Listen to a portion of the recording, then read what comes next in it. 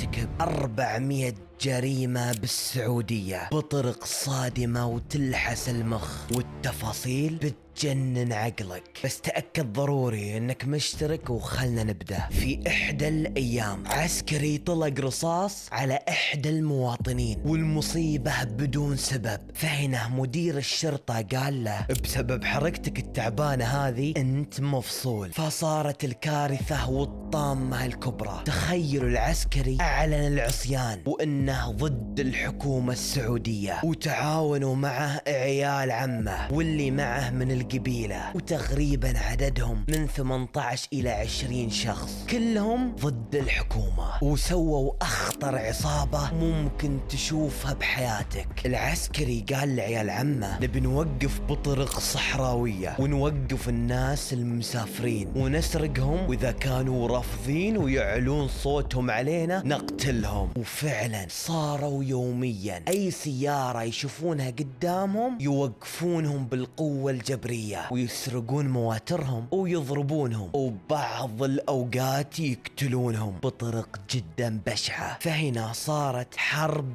جدا قوية بين العصابة والحكومة السعودية، والشرطة تحاول تطاردهم ولكن مو قادرين. تدرون في الثمانينات ما كان في كاميرات مراقبة ولا التكنولوجيا اللي تسهل عملية العثور على العصابة، لدرجة قامت الشرطة تبحث عليهم بالهليكوبتر. وفي إحدى الأيام بالصحراء أثناء تجول الشرطة بالهليكوبتر شافوا سيارة غريبة جدا من نوع جيمس وفيها ناس متلثمين، فعلى طول تم القبض عليهم، واكتشفوا بأنهم تبع العصابة. فجلسوا يحققون معاهم واعترفوا بأشياء جدا خطيرة، وكان عددهم اللي تم القبض عليهم ما يقارب 17 شخص. أما البقية والناس الخطرة فعلا لسه ما صادوهم، لدرجة أن الشرطة أعلنوا وقالوا أي شخص يحصل هذه العصابة له فلوس. وفعلا بعدها حصلوا واحد بالصحراء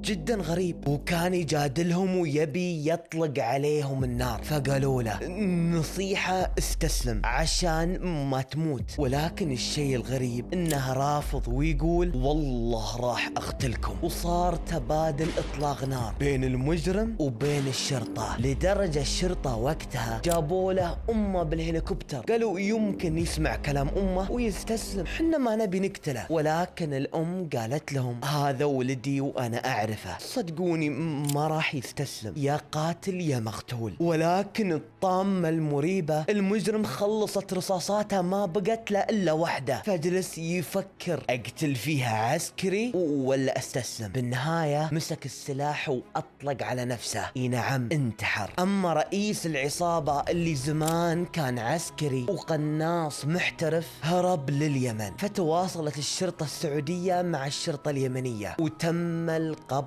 على المجرم، ونفذوا فيه حكم الاعدام بالرياض، وخلوه معلق بالشارع صلب لمدة ايام ليكون عظة وعبرة للناس اجمع. وبس يا صديقيني وصلنا نهاية المقطع. اذا جديد تأكد ضروري انك مشترك، بس ترقبني مقاطع الجاية. سلام.